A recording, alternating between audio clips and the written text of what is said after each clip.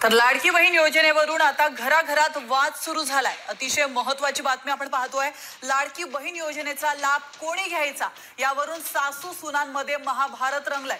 एकाच कुटुंबातील 2 पेक्षा अधिक महिलांनी या योजनेचा लाभ घेतला असल्याचं ठरवलं जाणार आहे आणि या निर्णयामुळे घराघरामध्ये सासू सुना आणि जावा-जावांमध्ये 1500 रुपयांवर कोण पाणी सोडणार यावरून वाद वाढले।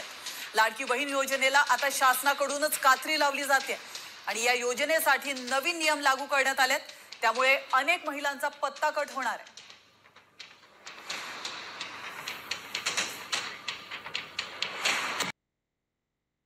नमस्कार लाडक्या बहिणींनो, लाडक्या बहिणींसाठी एक इंटरेस्टिंग विषय आहे। लाडक्या बहिणींना काही लाडक्या बहिणींना जुलैचा हप्ता, जूनचा हप्ता 2 हप्ते मिळाले, काही लाडक्या बहिणींना 1 हप्ता मिळाला, काही लाडक्या बहिणींना कोणताच हप्ता मिळालेला नाही। अशा भरपूर लाडक्या बहिणी आहेत। त्याविषयी आपण संबंधित सर्व माहिती पाहणार आहोत। तत्पूर्वी तुम्ही जर आपल्या यूट्यूब चॅनलवर पहिल्यांदा आला असाल तर चॅनलला सबस्क्राईब करा आणि साईडच्या बेल आयकॉनवर क्लिक करा, म्हणजे मी अपलोड केलेले प्रत्येक व्हिडिओचे नोटिफिकेशन तुमच्यापर्यंत येईल आणि खरी माहिती तुम्हाला पाहता येईल। तर चला व्हिडिओला सुरुवात करूया। तर आजची जी इंटरेस्टिंग असा विषय आहे की लाडक्या बहिणींना जुलैचा हप्ता मिळालेला आहे आणि काही लाडक्या बहिणींना हा जूनचा हप्ता मिळालेला आहे। काही लाडक्या बहिणींना दोन्ही हप्ते मिळाले, काही लाडक्या बहिणींना कोणताच हप्ता मिळालेला नाही, म्हणजे जूनचा नाही आणि जुलैचा नाही। तर यावरून घरामध्ये वादविवाद होत आहेत। काही महिलांना जूनमध्ये 1500 रुपये भेटले, काही महिलांना जुलैचे 1500 भेटले, पण या दरम्यान 26 लाख महिला या अपात्र झालेल्या आहेत। 26 लाख महिला या सरकारने अपात्र केल्या। त्या कोणत्या कारणाने सरकार आता अपात्र करत आहे, म्हणजे अपात्र कोणतंही कारण जरी असलं, ते सहा कारणं जी दिलेली आहेत, 6 नियम अटी दिलेल्या आहेत, त्या अटीमध्ये कोणती जरी एका अटीमध्ये जरी बसलं तरी सरकार त्यामधून तुमचं नाव अपात्र करत आहे। त्यामुळे जूनचे हप्ते भरपूर महिलांना मिळालेले नाहीत आणि जुलैचा हप्ता हा काही महिलांना मिळाला, काही महिलांना मिळालेला नाही। पण आता सध्या तरी 2-3 दिवस झाले जे वाटप सुरू होतं ते वाटप आता थांबलेलं आहे जुलैचं, कारण की जेवढे पात्र महिला होत्या त्या सर्व पात्र महिलांना जुलैचे 1500 रुपये मिळालेले आहेत। पण काही महिला आता कमेंट बॉक्समध्ये विचारत आहेत, सर आम्हाला जुलैचा हप्ता मिळालेला नाही, जूनचा मिळालेला नाही, मग आम्ही अपात्र झालो का? मग आता यावर सरकारने सांगितलेलं आहे की या अटी आम्ही विविध विभागाकडून माहिती डेटा मागवलेला आहे।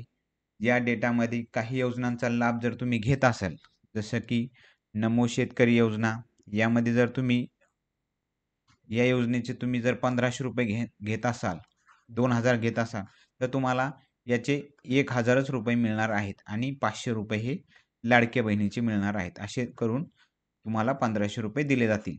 पण सरकारनं काय केलेलं आहे की कोणतीही श्रावणबाळ योजना असो किंवा कोणतीही योजना असो, अशा भरपूर योजना आहेत की त्या योजनेमध्ये एकच नाव 2-3 योजनेमध्ये आहे। अशा महिलांना सरसकट बाद करून टाकलेलं आहे, म्हणजे कोणतीच योजना त्यांची चालू नाही। एक तर नमो चालू नाही, एक तर श्रावणबाळ बी चालू नाही आणि ही जी लाडकी बहीण आहे ती पण चालू नाही, म्हणजे सर्वच योजनेमधून त्या महिलेचं नाव कट केलेलं आहे। अशा भरपूर महिला आहेत। त्यामुळे सरकारनं या फॉर्मची बरोबर पडताळणी करून ज्या महिला अपात्र खरंच होत आहेत त्या महिलांना, म्हणजे एकापेक्षा जास्त योजनेचा जर फायदा घेत असतील तर अशा महिला अपात्र करायला हरकत नाही। पण अशा सरसकट अपात्र करू नये। आणि आपला विषय असा आहे की आता यामुळे काय होत आहे, तर घराघरामध्ये भांडणं लागत आहे, कारण की सासू-सून, सून-सासू किंवा जावा-जावा यामध्ये भांडणं लागत आहे, कारण की कोणतं नाव ठेवायचं आणि कोणतं नाव नाही ठेवायचं। तर सासूला वाटतं की माझं नाव ठेवावं घरातील एक महिला, किंवा सुनेला वाटतं माझं नाव ठेवावं, यावरून त्या दोघांमध्ये भांडणं होत आहेत। तर सरकारनं ह्या भांडणं लावण्याचं जे कारस्थान केलेलं आहे, ते आता सरकारनं सरसकट यांना लाभ दिला पाहिजे। म्हणजे काय होणार नाही, तर घरामध्ये एका कुटुंबामध्ये हे गुण्यागोविंदाने राहतील, जे आतापर्यंत चाललं होतं। कारण साहजिक गोष्ट आहे, सुनेला वाटतं की मला 1500 रुपये भेटले पाहिजे महिन्याला आणि सासूला वाटतंय की मला काही आधार नाही, तर मला 1500 रुपये भेटले पाहिजे। पण एका घरामध्ये जर 3 महिला असतील, 2 जावा आणि 1 सासू असेल, तर अशामध्ये काय करायचं? कोणत्या सुनाला ह्याच्यामधून वगळायचं किंवा सासूला वगळायचं? यामुळे घराघरामध्ये वाद होत आहेत आणि ते वादाचं कारण ही योजना ठरलेली आहे. तर यामुळे सरकारला एक विनंती आहे बाबा, की ज्या महिला अशा एका घरामध्ये 3 महिला आहेत, त्या तिन्ही महिलांना तुम्ही पैसे चालू ठेवा. कालांतराने सासूचं वय झालं की 65 वर्ष झाले की ती सासू आपोआप या योजनेतून कालबाह्य होईल. तसेच अपात्र होईल. म्हणजे सासूचं नाव यामधून यातून बाद होईल. म्हणजे राहिलं कोण? तर 2 सुना राहिल्या. त्यामुळे सरकारला विनंती आहे, की बाबा या घरामध्ये ज्या 3 महिला आहेत, त्या तिन्ही महिलांचे तुम्ही जे फॉर्म आहे, ते फॉर्म अपात्र करू नका. तिन्ही महिलांना सरसकट तुम्ही ₹1500 द्या. कारण की घरामध्ये, कुटुंबामध्ये जे आजपर्यंत जे गुण्यागोविंदाने राहत होते, त्या ह्या ₹1500 घराघरामध्ये भांडणं होत आहेत. त्यामुळे सरकारला विनंती आहे, की ही सरसकट ₹1500 त्यांनी देऊन टाका. त्यामुळे लाडक्या बहिणींचे जे घराघरामध्ये भांडणं लागलेले आहेत, सासू-सुनामध्ये, जावा-जावामध्ये, ते भांडणं इथून पुढे अ, होणार नाहीत याची काळजी सरकारने घ्यायला पाहिजे आणि ₹1500 हे सरसकट द्यायला पाहिजे. सरसकट ₹1500 हे द्यायला पाहिजे. कारण की भरपूर महिलांना नावबाद झालेलं आहे. 26 लाख महिला या अपात्र झालेल्या आहेत आणि आता लगेच जुलैचा हप्ता दिल्याच्या नंतर लगेच पडताळणी सुरू झालेली आहे. त्यामुळे अजून महिला या अपात्र करण्याचं आता सध्या 1,59,00,000 महिला या पात्र आहेत. बाकीच्या 2,00,00,000 समथिंग महिला ह्या पात्र होत्या. त्यामध्ये 60 लाख महिला या आतापर्यंत अपात्र केलेल्या आहेत. 60 लाख. म्हणजे अजून बी अपात्र करण्याचं काम हे चालूच आहे. पडताळणी सुरूच आहे फॉर्मची. जी फॉर्ममध्ये त्रुटी होत्या किंवा अन्य योजनेचा जे लाभ घेत होत्या, अशा महिला यामधून बाद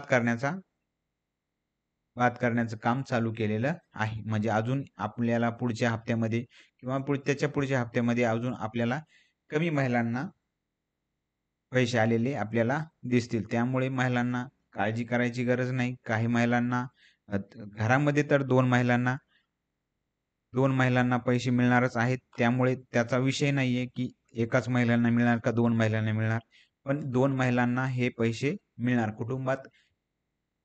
एका कुटुंबात 2 महिला, त्या सासू असो, सून असो किंवा सुना-सुना असो, तुम्ही जे नाव द्याल ते नाव तुमचं तिथे राहणार आहे. त्यामुळे तुम्ही नाव देताना विचार करून नाव द्या, म्हणजे घरामध्ये वाद नको. शेवटी पैसे हे घरातच येणार आहेत.